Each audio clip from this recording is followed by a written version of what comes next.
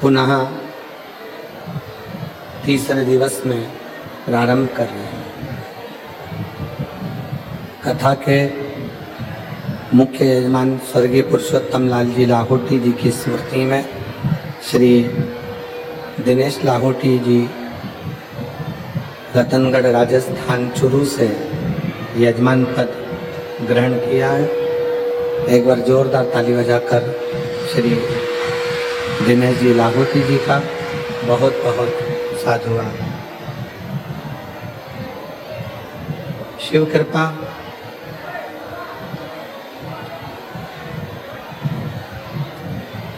एक मानव का देह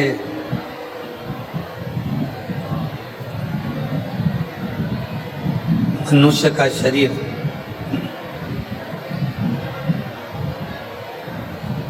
और उस मानव देह में भगवान शिव की अविरल भक्ति,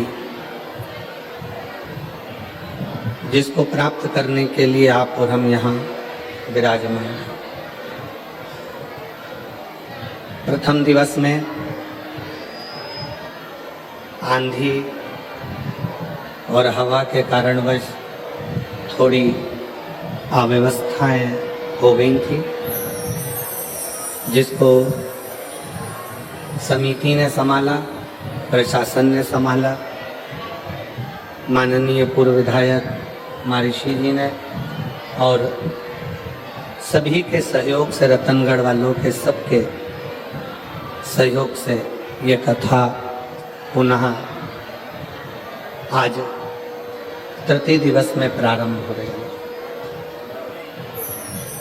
एक बार रतनगढ़ वालों के लिए जोरदार ताली बजाकर स्वागत, वंदन, अभिनंदन, जिन्होंने इस कथा को पुनः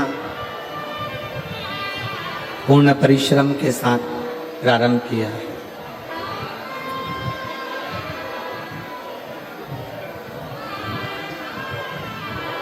और देखिए, जब कोई भगवत कर्म करोगे, जब कोई अच्छा कर्म करने के लिए आगे बढ़ोगे, अच्छे कर्म के प्रति जब आप जागरूक होकर आगे बढ़ने का प्रयास करोगे, तो ये निश्चित है कि शिव परीक्षा बहुत है। और भगवान शंकर ने रतनगढ़ वालों की पूरी परीक्षा ली, और उस परीक्षा का फल भगवान शिव अवश्य देंगे।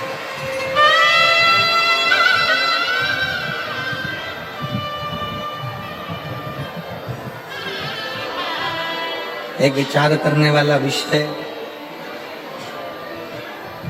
इतना तेज हवा आंधी होने के बाद भी आपका जो विश्वास है, रतनगढ़ वालों का जो भरोसा है,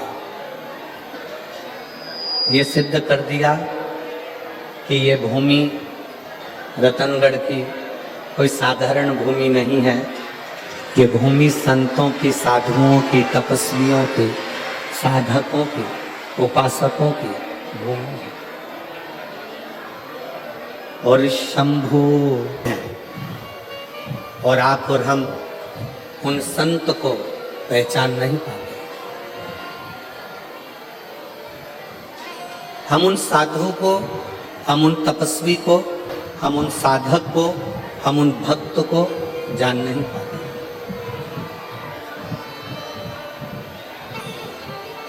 जब वो संत, जब वो साधु, जब वो सन्यासी, तपस्वी चले जाता है, तब हमारे स्मरण में आता है कि हमने उस हीरे को पहचाना, हमने उसको जाना नहीं।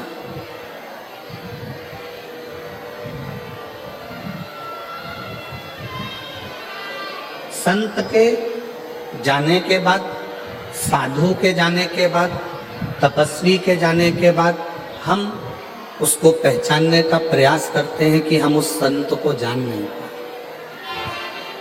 एक बात बताइएगा, रतनगढ़ वाली जीजियों और रतनगढ़ के जितने जीजा बैठे हैं वो,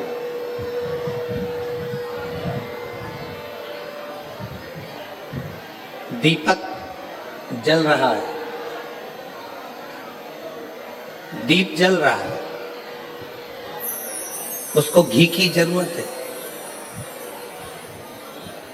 अब जलते हुए दीपक को घी की जरूरत पड़ती है।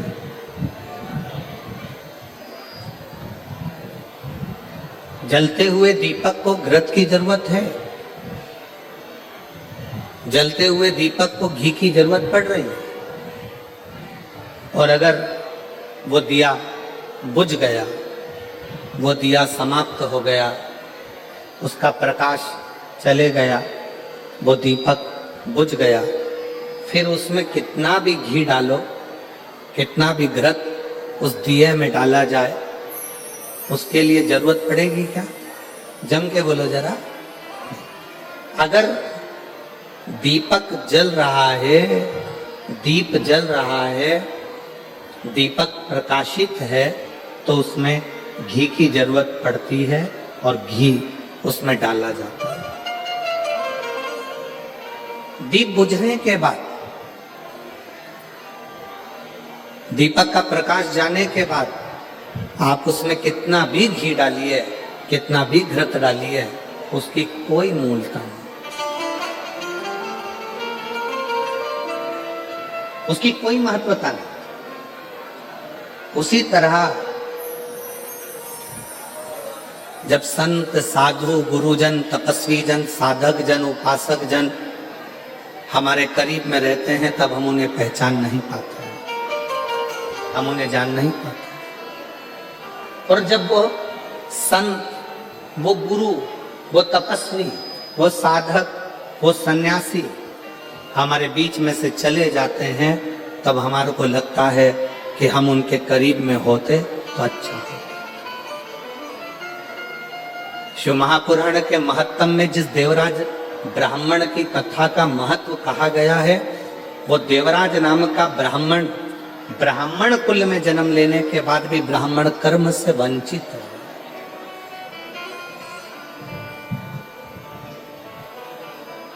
अपने कुल में, अच्छे कुल में जन्म लेने के बाद भी वो ब्राह्मण कर्म से वंचित रहे।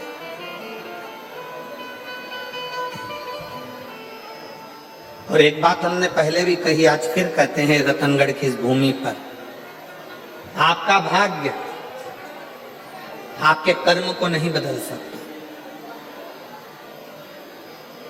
आपका भाग्य आपके कर्म को नहीं बदल सकता। पर एक बात निश्चित है, आपका किया गया कर्म आपके भाग्य को जरूर बदल सकता है।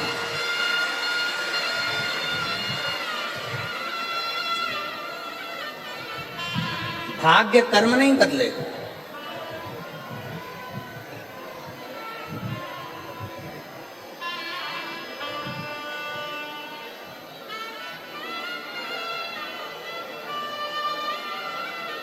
पर आपका किया गया अच्छा कर्म आपके भाग्य को जरूर बदल देगा। इसलिए के भाग्य को बदल कर रख देगा। श्रेष्ठ कर्म करो।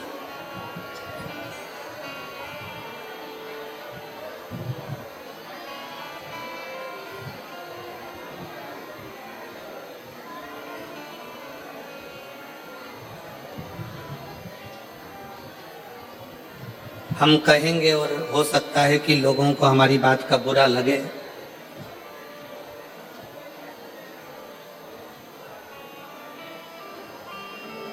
पूर्व में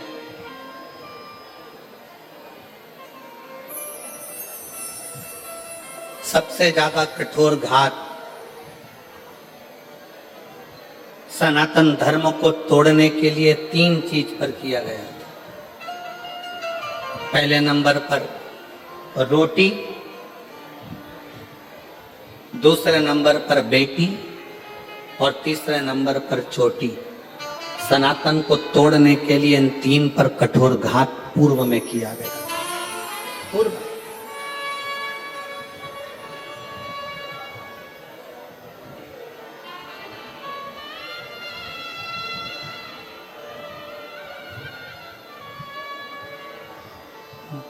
बड़ा विचित्र कठोर घात किया था।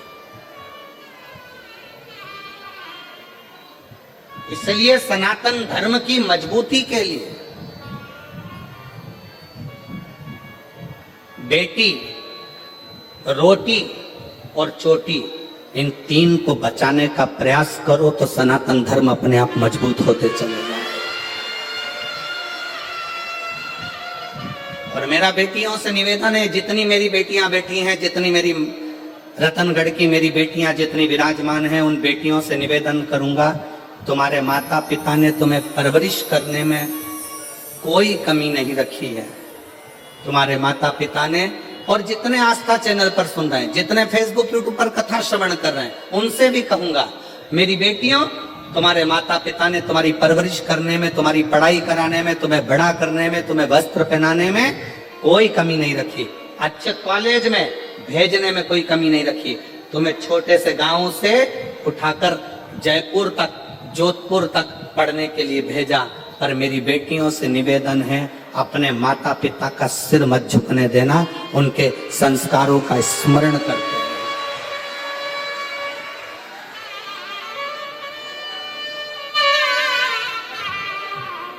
जब एक अच्छे कुल की बेटी किन्हीं विधर्मियों के पास जाती हैं, जब एक अच्छे कुल की बेटी किन्हीं विधर्मियों के पास पहुंच जाती हैं, जरा सा बॉडी शॉडी देखकर, जरा सा गाड़ी का डीजल पेट्रोल देखकर वो बहल जाती हैं, और आखिरी में उन बेटियों के टुकड़े जब फ्रीज में और अटैची में मिलते हैं तो दिल भी दहल जाता है कि ये बेटियों की दशा है। थोड़ा समझिए, सनातन धर्म की मजबूती का क्रम है बेटी, रोटी और चोटी।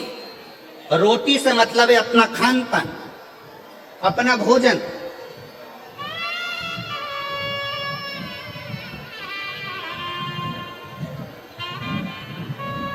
आज हम किस तरह का भोजन ग्रहण कर रहे हैं ये सब जानते हैं।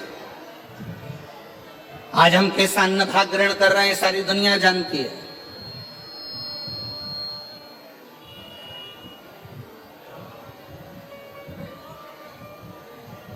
तीनों बच नहीं पाए। मेरे देवाधिदेव महादेव ने, मेरे शंकर भगवान ने, मेरे उघड़दानी ने, मेरे शंभू ने, मेरे शिव ने, जब अमरनाथ जी की गुफा में माता पार्वती जी को लेकर मेरे शंकर भगवान अमरनाथ की गुफा में अमर कथा कहने के लिए बैठे,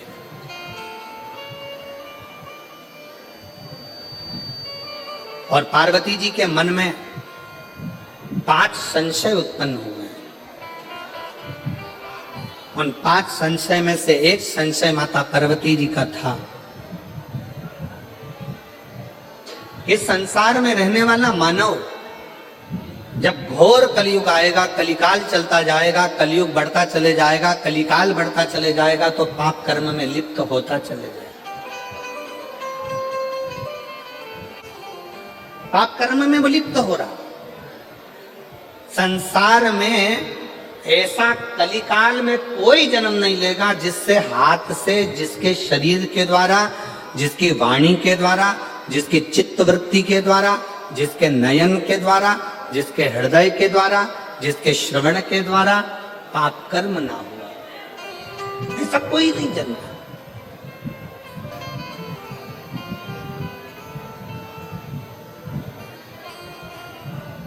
सब पाप में लिप्त मिले।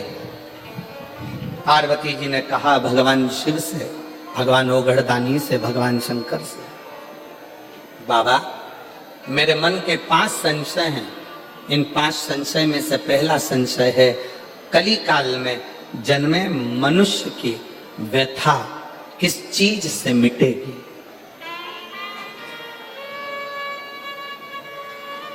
क्या करे कलयुग का मानव कि उसके मन की व्यथा समाप्त हो जाए। अभी कथा में कहा था, शाहदा ने जब कथा कह रहे थे महाराष्ट्र में, तो आपको कहा था भगवान राम जी के जीवन में इतना दुख आया, इतना दुख आया। राम जी को एक से बढ़कर एक संत मिले, राम जी को एक से बढ़कर एक ज्योतिषी मिले, राम जी को एक से बढ़कर एक दूरदृष्टि से देखने वाले संत, साधु, तपस्वी, साधक सब मिले। पर राम जी ने किसी को अपना हाथ दिखाकर ये नहीं पूछा कि मेरा भाग्य क्यों गड़बड़ है। संतों ने कहा राम जी से, राम क्या बात है, क्या हो गया? राम जी ने एक भी संत से, एक भी ऋषि से, एक भी साधु से, एक भी सन्यासी से, एक भी तपस्वी से, एक भी साधक से मेरे राम जी ने ये नहीं कहा कि मेरी हाथ देखकर बता दो, मेरा भाग्य देखकर बता दो। मेरे पिता के प्राण चले गए, मुझे अयोध्या छोड़ना पड़ी, मुझे अपनी माता पिता का त्याग करना पड़ा, मैं चलते चलते वन में आया तो मेरी पत्नी भी चली गई। इतना दुख कि मुझे 14 वर्ष तक ये दुख भोगना पड़ रहा है। मेरे दुख का कोई हल हो तो बताओ। राम जी ने एक भी संत से, एक भी साधु से, एक भी सन्यासी से, एक भी तपस्वी से, एक भी साधक से अपना हाथ दिखाकर अपना भाग्य नहीं पूछा। राम जी ने कहा जीवन में बहुत समस्या है पर उसका एक हल निश्चित है, और वो हल कौन सा है? जो तुलसी बाबा ने भी अपनी रामचरितमानस में लिखा कि कलयुग केवल नाम आधारा। तुलसी बाबा ने भी अपनी रामचरितमानस में लिख दिया कि कलयुग में केवल एक नाम की आधारशिला है। राम जी ने पूछा कोई ऐसा कर्म बता दीजिए, कोई क्या बताए? हाथ में भाग्य देखकर राम जी ने ये नहीं पूछा कि मेरा दुख क्यों आ रहा है, तकलीफ क्यों आ रही, कष्ट क्यों आ रहा है, कितने साल तकलीफ रहेगी, कितने साल दुख रहेगा, ये कितने साल भोगना पड़ेगा, ये राम जी ने नहीं पूछा। राम जी ने तो जाते से प्रणाम कर कर ऋषियों ने पूछा राघव आपको क्या चाहिए? राम जी ने कहा मुझे शंकर की कथा का रसतत्व ग्रहण करा दो, क्योंकि मेरे जीवन की व्यथा को शिव कथा समाप्त कर सकती है। मेरे जीवन की व्यथा को केवल शिव कथा समाप्त कर सकती। और मेरी जीजियां, जितनी रतनगढ़ की मेरी बहनें बैठी हैं, जितने मेरे जीजा बैठे हैं, जितनी बेटियां बैठी हैं, जितने बेटा बैठे हैं, जितनी मेरी माताएं बैठी हैं, आपसे निवेदन करूंगा कार्यकर्ता अपना काम करेंगे, चिल्लाएंगे भी, सीटी भी बजाएंगे, बोलेंगे भी, तुम्हारे पास में खड़े होकर बातचीत भी करेंगे। आपका एक काम है, सिर पे पल्लू लेके उसके पांव पड़ करके देना। मैं 2 घंटे 3 घंटे मुझे कथा सुन लेने दे, इसके लिए मैं तरस रही थी और इंतजार कर रही थी इस कथा के लिए। मुझे सुनना, केवल श्रवण करना। पास में बैठी तुम्हारी बहन, तुम्हारी सहेली भी अगर तुमसे बात करे तो उसको हाथ जोड़ कर कह देना।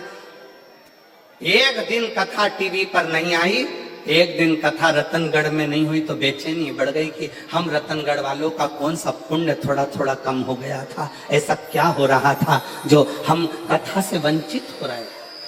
पर ईमानदारी से बोलूं, रतनगढ़ वालों का पुण्य कम नहीं हुआ है। रतनगढ़ वालों की पूरी परीक्षा मेरे शंकर भगवान ने ली है और परीक्षा में पास हुए। पुण्य कम नहीं हुआ, रतनगढ़ वालों का पुण्य 4 गुना बढ़ा, उनकी बेचैनी 4 गुना बढ़ी, उनकी परीक्षा 4 गुना बढ़ी। और वो एक लाइन कहते हैं ना, तुझसे मिलने के लिए तेरी कसम, एक मुलाकात पूरी इंतजार करते रहे। अपने अपने छोराओं से कहा देखो जरा मोबाइल पे, देखो जरा कथा हो रही क्या, देखो जरा कथा हो रही है क्या, देखो जरा कथा हो रही है क्या, देखो जरा कथा हो रही है क्या। हम लाहौटी जी कहाँ बैठे हैं? लाहौटी जी आपको भी और पूर्व विधायक जी आपको भी धन्यवाद देते हैं साधु का।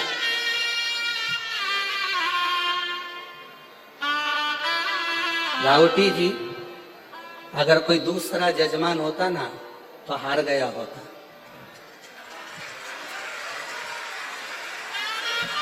पर आपके साथ में माननीय एक एक बच्चा और एक एक बेटी तुम्हारे साथ कदम से कदम मिलाकर चलते।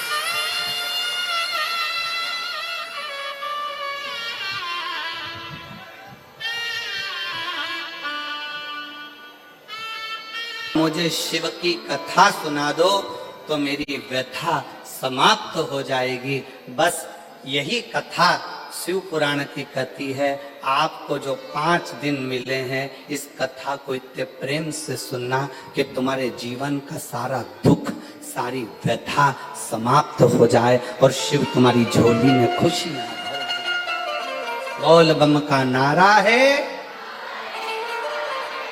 इतना धीरा बोलेगे तो कल्याण तुम्हारा। बोल बम का नारा है। श्री शिवाय। शिव तत्व को जान, कथा व्यथा को मिटाता। एक पत्र है, देखिए, हम ज्यादा पढ़ नहीं पाए पत्रों को।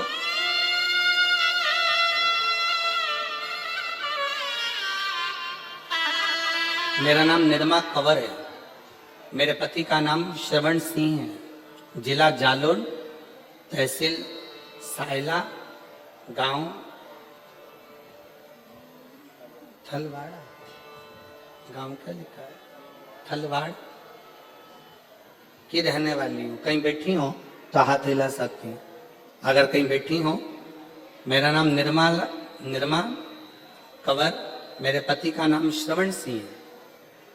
कहीं बैठी हो तो हाथ हिला सकती हैं और एक बेलपत्र लेने के लिए आ सकती हैं। अगर कहीं बैठी हो तो हाथ हिला सकती हैं। जिला जालोर से हैं, तहसील सायला से, गांव थलवाड़ा से। एक लोटे जल का मैं क्या वर्णन करूं गुरुदेव। मेरे पति के शरीर में लीवर पर सूजन बताई तथा बाद में कैंसर का भाग भी बता दिया। कैंसर का भाग भी बताया। शरीर के कंधे में पानी भरा गया। हमने जगह जगह जांचें कराई, चेकअप कराया। आप कहते हो कि शंकर का एक रूप डॉक्टर होते हैं, हमने शिव को डॉक्टर मानकर उनकी दवाइयां लेना प्रारंभ कर। ऐसा कोई हॉस्पिटल नहीं जहां हम ना पहुंचे। सब दूर इलाज करवाया पर आराम नहीं मिल पाया।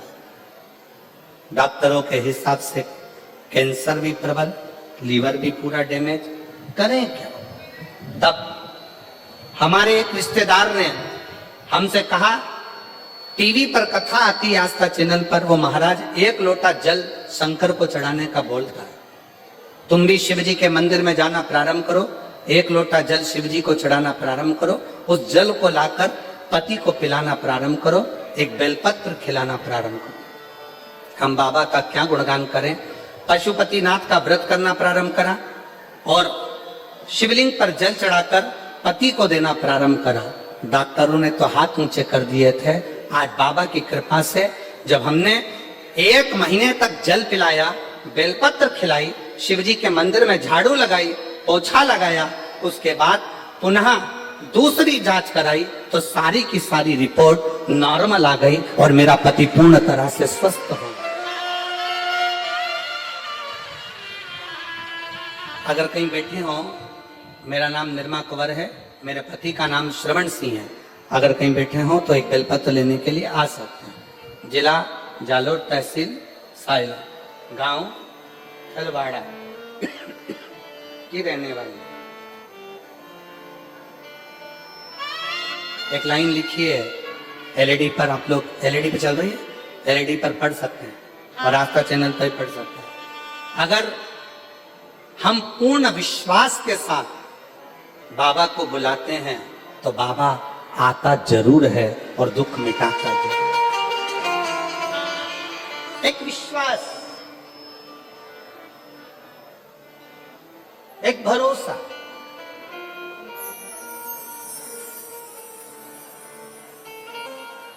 तुलसी बाबा ने कहा अपनी भाषा में कि कलयुग केवल, जम के बोलो या, कलयुग केवल नाम धारा। कलिकाल में नाम की महत्वता को बढ़ाओ, जपो, भजो, किसी आडंबर में ना पड़ते हुए, किसी दिखावे में ना पड़ते हुए।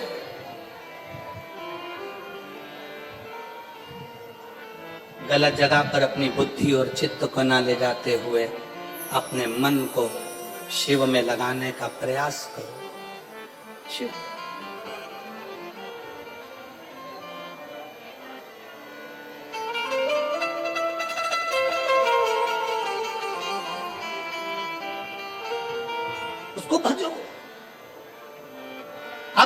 सुनने के लिए बैठे हो, लाखों की संख्या में आप लोग आए हो, कथा श्रवण करने के लिए बैठे हो। आस्था चैनल पर भी कथा श्रवण कर रहे हो, मोबाइल पर भी कथा सुन रहे हो, पंडाल में बैठकर भी कथा सुन रहे हो।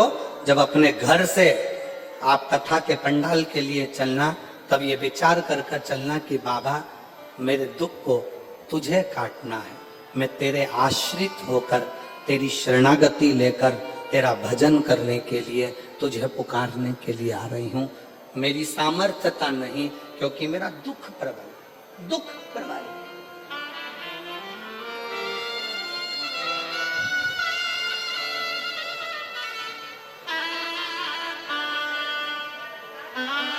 एक महिला बैठी है जिसकी 3 लड़कियां हैं। तीनों लड़कियां साइनी हो गई, बड़ी हो गई। बड़ी होने के बाद भी बेटियों के मन में था कि हमारा भाई नहीं, तो बाबा की कृपा से पशुपति व्रत तीनों बेटियों ने करा, मां ने करा, गर्भ भी ठहर गया 17 साल के बाद। बेटी है।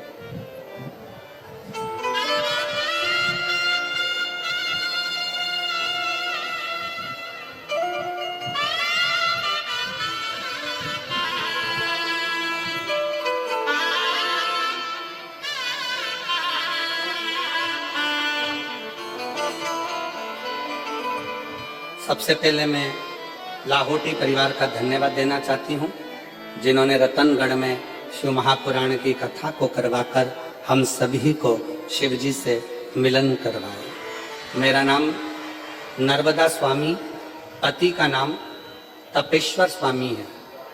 मैं गांव सातड़ा, जिला चुरू की निवासी हूँ। मेरी शादी 2008 में हुई थी। कहीं बैठी हो तो आप आ सकती हैं, एक बेलपत्र लेने के लिए आ सकती हैं, और अगर बच्चा साथ में आया हो तो उसको भी ला सकती हैं। आप ही हैं, आ जाइए, आ जाओ। मेरा नाम नर्मदा स्वामी, पति का नाम तपेश्वर स्वामी, चुरू जिला, गांव सातड़ा से। बेटियां हैं 3।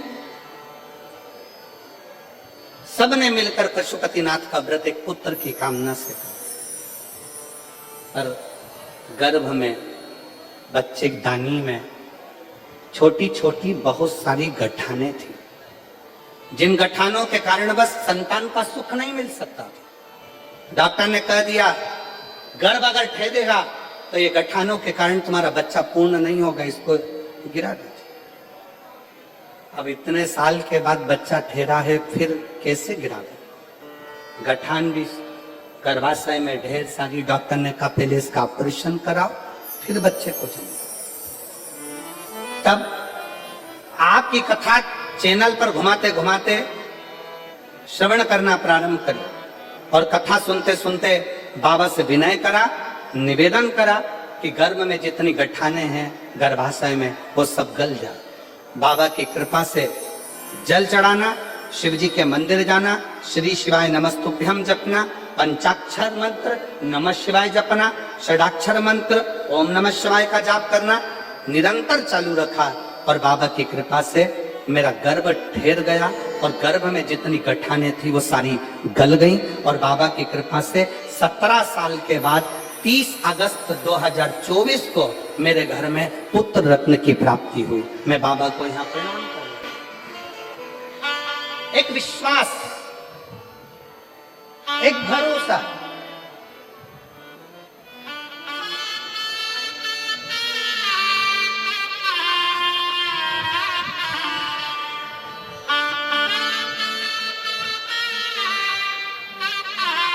आप जिस भाव से भगवान को भजते हो, बाबा उस भाव से प्राप्त होगा। जो जैसी भावना, सब गाइए, सब बोलिए। मुझे उम्मीद है मेरी रतनगढ़ की जीजियों को 2 चीजों पर कभी भरोसा मत करो। 2 चीजों पर कभी भरोसा मत करो। पहले नंबर का घर में लगा हुआ पानी के टंकी का नल, और दूसरे नंबर पर कल। क्या क्या? जम के बोलो।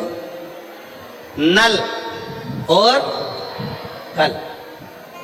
टंकी में कब पानी खत्म हो जाए और नल कब बंद हो जाए, साबुन लगा कि लगा रह जाए, भरोसा ही नहीं। और दूसरे नंबर पर है कल, कैसा आएगा, क्या होगा, किसको मालूम, किसको मालूम। शिव पुराण कर रही है, जब तक नल में पानी आ रहा है तब तक मुंह भी धो लो, जब तक नल चालू है तब तक पानी भी पी लो, और जो आज चल रहा है इसमें अलमस्त होकर जी लो, कल का कोई भरोसा नहीं। क्या भरोसा, क्या भरोसा?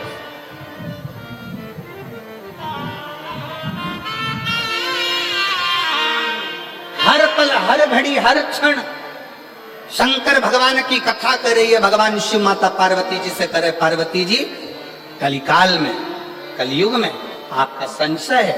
5 संशय में से पहला संशय तुम्हारा कि इस कलिकाल से हमें, इस कलयुग में हमारे संशयों की, हमारी समस्याओं की मुक्ति कैसे हो। तो कहा केवल कथा हमारे संशय को समाप्त कर देती है।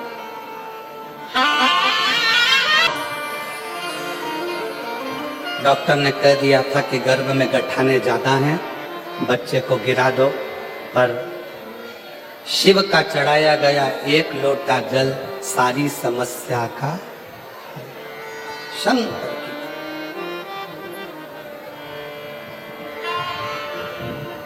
पार्वती जी का पहला संशय, मां जगत जननी जगदम्बा अम्बा पार्वती जी का संशय, संशय।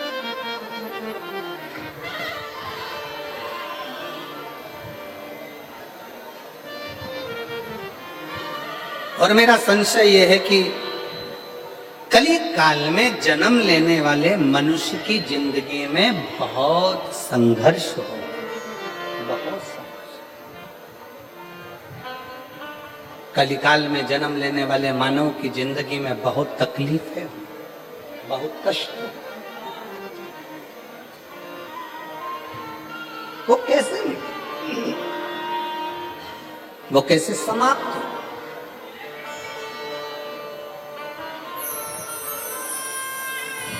उसका एक तरीका मेरे शंकर भगवान ने कह दिया, सुनो पार्वती,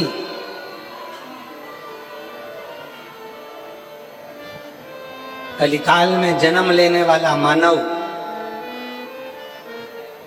जब पूर्ण समर्पण के साथ मुझे भजेगा, पूर्ण समर्पण के साथ,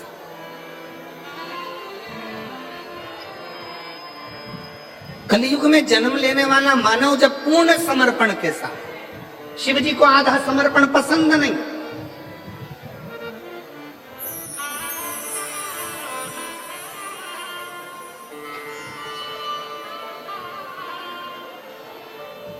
किसी भी देवता को आधा चावल का दाना चढ़ेगा स्वीकार कर लेंगे,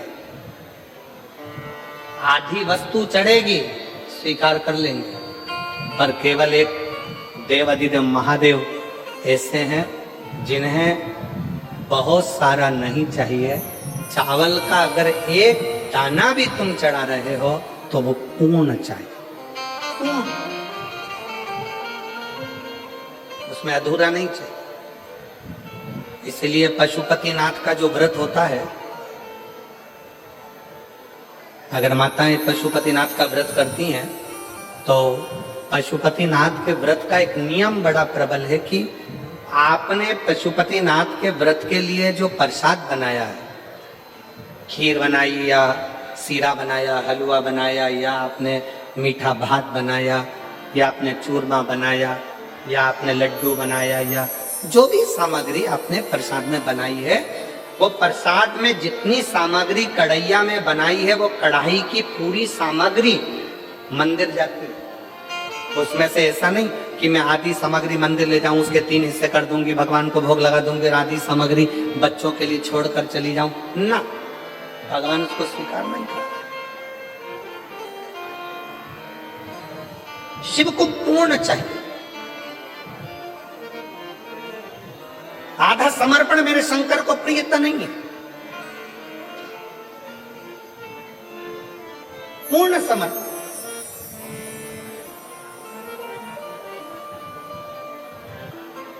ये जितनी मेरी जीजियां कथा सुनने के लिए बैठी है, मेरे जितने जीजा कथा सुनने के लिए बैठे, आपसे निवेदन है, 7 दिन पूरी कथा नहीं सुन सकते, 5 दिन पूरी नहीं सुन सकते, 3 दिन पूरी नहीं सुन सकते, अगर 1 दिन की कथा भी आप शिव महापुराण की सुन रहे हैं तो पूर्ण सुने। कथा व्यास के आने से पहले, कथावाचक के आने से पहले कथा के पंडाल में बैठे, और कथा पूर्ण विराम होने के बाद जब आरती हो, कर्पूर गौरम हो, तब बाबा को प्रणाम कर कर, जमीन को, उस रज को नमन कर कर, जिस रज पर बैठकर आप इतने भाव से भगवान की कथा का रस तत्व ग्रहण कर रहे हैं, उस भूमि को नमन कर कर, अपने हृदय से लगाकर, शिव से प्रार्थना कर कर, फिर अपने अपने गंतव्य की ओर जाएं, पूर्णता में शिव, अधूरी नहीं, पूर्ण।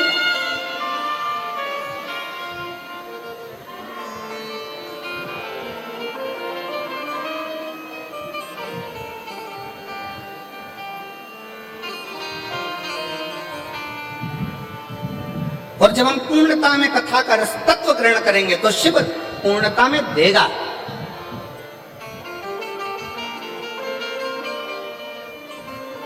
थोड़ा नहीं,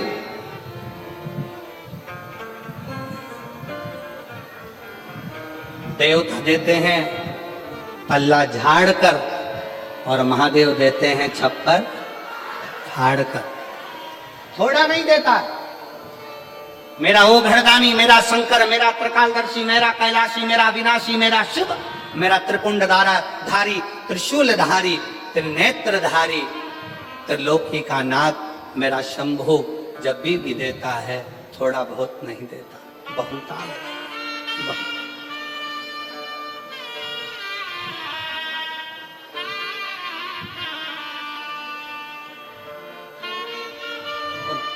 किस चीज से? शंकर भगवान को ना तुम्हारा पीतांबर चाहिए, शंकर भगवान को ना तुम्हारा रतन चाहिए, शंकर भगवान को ना तुम्हारा माणिक चाहिए, शंकर भगवान को ना धर गोपाल मिल गया हो तो वो पागल नहीं हो सकता। जरा विचार करें।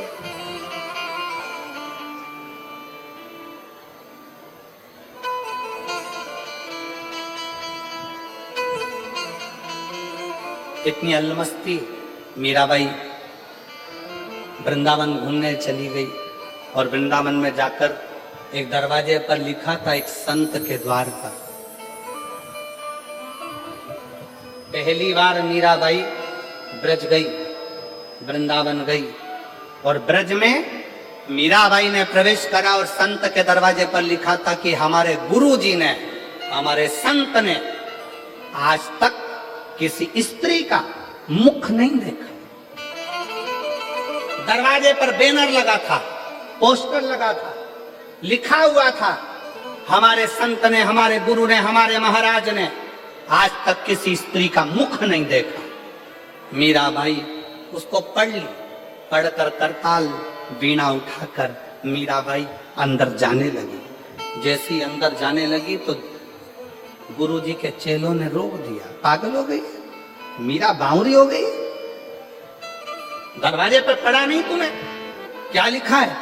मीराबाई ने कहा, दरवाजे पर मैंने पढ़ लिया, लिखा है हमारे संत ने, हमारे गुरु ने आज तक जन्म से लेके अभी तक किसी स्त्री का मुख नहीं देखा, तो फिर क्यों अंदर जा रही है? मीराबाई करताल बजाती बजाती बस कहने लगी कि मुझे गुरु जी से एक प्रश्न करना है, फिर वापिस आ जाऊंगी।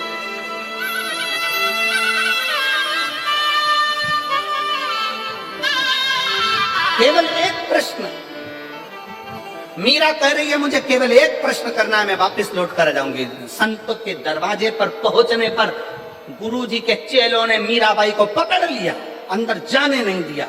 मीराबाई छुड़ाई हाथ, करताल बजाती बजाती मीराबाई संत के दरवाजे पर अंदर प्रवेश कर गई और संत के सामने जाकर मीरा गिरधर को याद कर कर स्मरण कर कर पुकारने लगी। जैसे ही पुकारा वैसे ही संत के नेत्र खुल गए। संत के नेत्र खुले और संत के नेत्र खुले। नेत्र खोलते से संत ने मीराबाई को देखा, देखते से कहा, मीरा तूने दरवाजे पर पड़ा नहीं था? मैंने आज तक जन्म से लेकर अभी तक किसी स्त्री का मुंह नहीं देखा और तू मुझे अपना चेहरा दिखाने के लिए मेरे इस आश्रम में आ गई। क्यों? मीराबाई ने कहा, गुरुजी, महात्मा जी, बस एक प्रश्न का उत्तर लेने के लिए मैं तुम्हारे पास में आई हूं। कौन सा प्रश्न है जिसके चक्कर में तूने मेरी समाधि को तोड़ दिया? मीरा कहती है, मेरा प्रश्न केवल इतना है, क्या आप पुरुष हो? क्या आप पुरुष हो?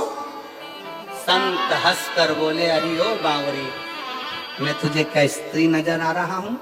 मीरा कहती है, ये मेरा उत्तर नहीं है, महात्मा जी आप उत्तर दो, क्या आप पुरुष हो? संत ने कहा, हाँ मैं पुरुष हूं। और मीराबाई ने करताल वीणा उठाई, चलने लगी, वापिस जाने लगी। संत ने रोक लिया, रुक मीरा, प्रश्न तूने पूछा था, उत्तर मैंने दिया, अब ये बता कि तूने ये प्रश्न क्यों किया? मीराबाई कहती है, बाबा जी मैंने अपने गुरु जी के मुख से सुना था कि ब्रज रज में तो केवल एक पुरुष है, बाकी की सब स्त्रियां हैं, इसलिए आप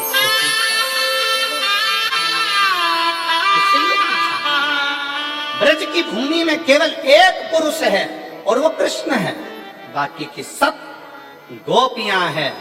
और आप कहते हो कि मैं पुरुष हूं। अगर आप पुरुष हैं तो फिर कृष्ण आपको कभी नहीं मिल सकता, क्योंकि कृष्ण तो गोपी का जब भाव हृदय में आता है तब कृष्ण मिलते हैं, तब कृष्ण।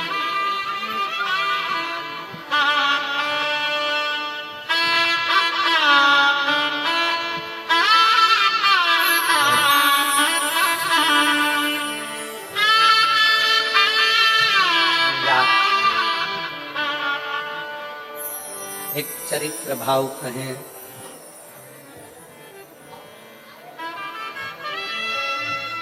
15 वर्ष मीराबाई ब्रज में रही। कितने वर्ष? जम के बोलो जरा, जम के। 15 वर्ष मीराबाई ब्रज में रही। 15 वर्ष पूरे ब्रज में घूम कर आना, पूरे ब्रज का दर्शन कर कर आना। और निधि वन के पास में मीराबाई की हवेली है। एक बार पूरा ब्रज घूम लेना और एक बार निधि वन के पास में दरवाजे पर लिखा है मीराबाई की हवेली। 15 साल मीराबाई उस हवेली में रहकर कृष्ण को पुकारती थी। मीरा की आंख से आंसू बहते थे और कृष्ण पास में बैठकर आंसुओं को पोंछते थे। वो भारत की भूमि पर केवल एक ही स्थान है, वो मीरा की हवेली है। मेरा विश्वास कहता है रतनगढ़ के लोग वहां होकर आए होंगे, मेरा भरोसा करता है। कौन कौन गए हो वहां? ब्रज में मीराबाई की हवेली में कभी पांव रख कर देखना। ब्रज में निधिवन के नजदीक में कभी मीराबाई की हवेली में जाकर देखना। मीराबाई की हवेली में जब आप जाओगे, सीढ़ी चढ़कर जब आप उसकी हवेली में, मीराबाई की हवेली में जब पहुंचोगे, आपको ऐसा लगेगा कि पास में से कोई गिरधर, कोई कृष्ण, कोई पुकारता हुआ आ रहा है और हमसे मिलकर जा रहा है। मिलकर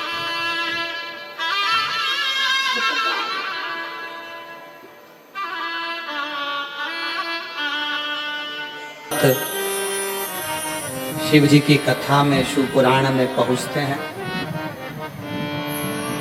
वही प्रार्थना आप और हम बड़े प्रेम से सब लोग मिलकर बड़े आनंद के साथ करेंगे। हृदय से बाबा को विनय करें, निवेदन करें। जिसको आता है वो साथ में बोलेंगे। जब प्रार्थना करने के बाद 2 क्षण के लिए मौन हो, तब अपने मन का भाव शिव को अवश्य सब साथ में बोलें।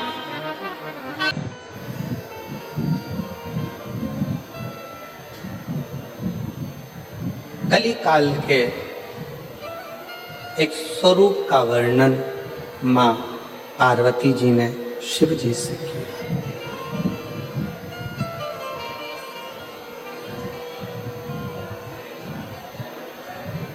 इस कलयुग की व्यथा कैसे समाप्त? कलिकाल में जन्म लेने वाला मानव अनेक अनेक समस्याओं से घिरा है। शिव कहते हैं पार्वती, जब वो कथा में डूबेगा, कथा को अपने भीतर उतारेगा, तब वो सब समस्याओं से दूर हटता चलेगा। दूर।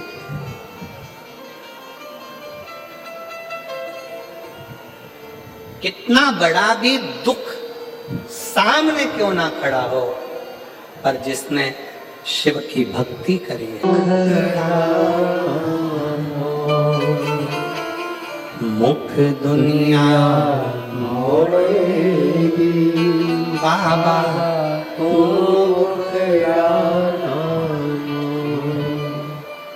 शिव कह रहे हैं।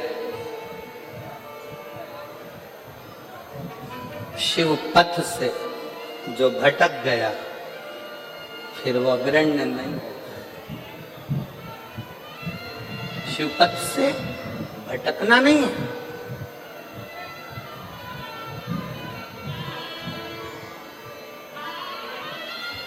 आज के जमाने में आप थोड़ा सा मंदिर जाना चालू करो, लोग आपको ताना देना चालू कर देते।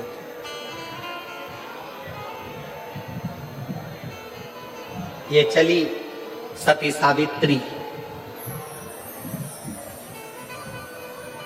ताना देते।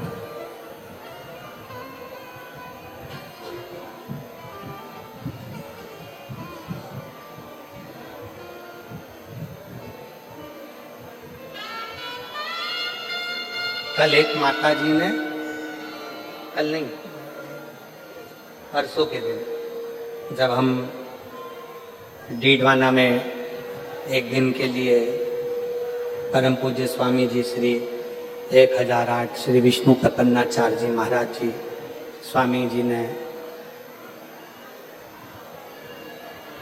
शीतलकुंड बालाजी का दर्शन करने के लिए निमंत्रण दिया। वहां पहुंचे। एक माता जी ने एक बहुत अच्छा प्रश्न किया, बहुत अच्छा प्रश्न, कि गुरुजी,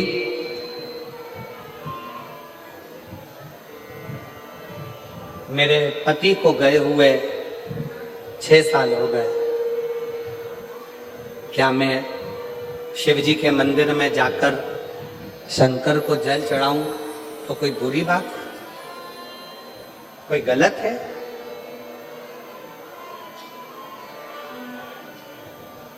शिव महापुराण में अगर आप लोग कभी स्कंद पुराण का काशी खंड का अध्ययन करें और शिव महापुराण को अगर दिल से गीता प्रेस गोरखपुर की शिव पुराण को घर लेकर आओ, उसको पढ़ो, अध्ययन करो। आप सब तो भाई श्री की भूमि से हो।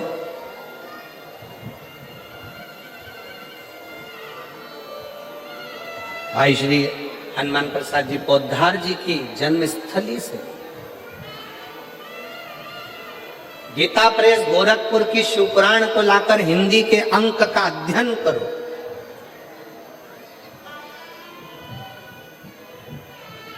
स्कंद पुराण का काशी खंड का अध्ययन करो, देवी भागवत का अध्ययन करो, लिंग पुराण का अध्ययन करो।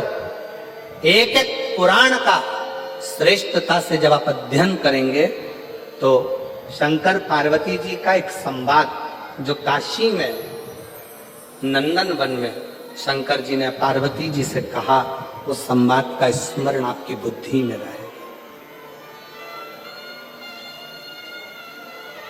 बुद्धि में रहेगा कि एक स्त्री, एक नारी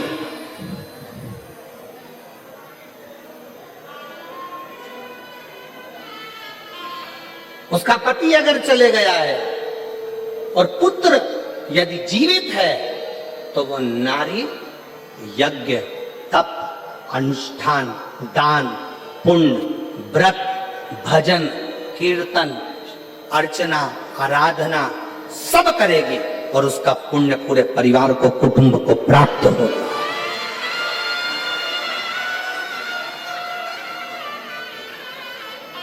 कौन कहता है कि पति चले गया तो मंदिर मत जाना, पूजन मत करना, अर्चना मत करना, आराधना मत करना, शिव स्तुति मत करना, व्रत मत करना, भगवान का भजन मत करना, कीर्तन मत करना? कौन कहता है?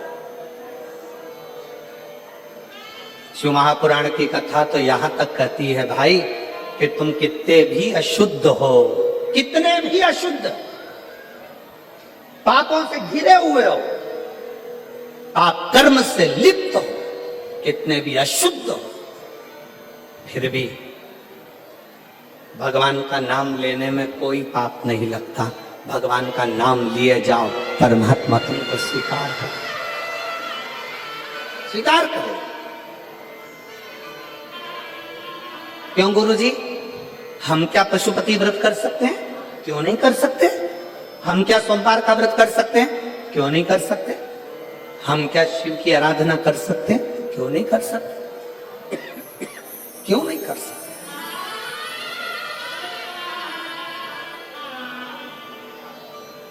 सुनो,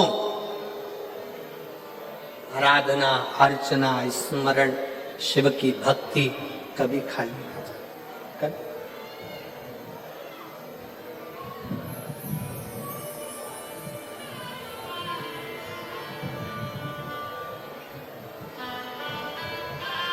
महाराज, हंसने वाले और डसने वाले ये दोनों बहुत मिलेंगे। जम के बोलो, कौन कौन? आवाज नहीं आई है, जरा दमदारी से बोलो। हंसने वाले और डसने वाले ये बहुत मिलेंगे। आप शंकर जी के मंदिर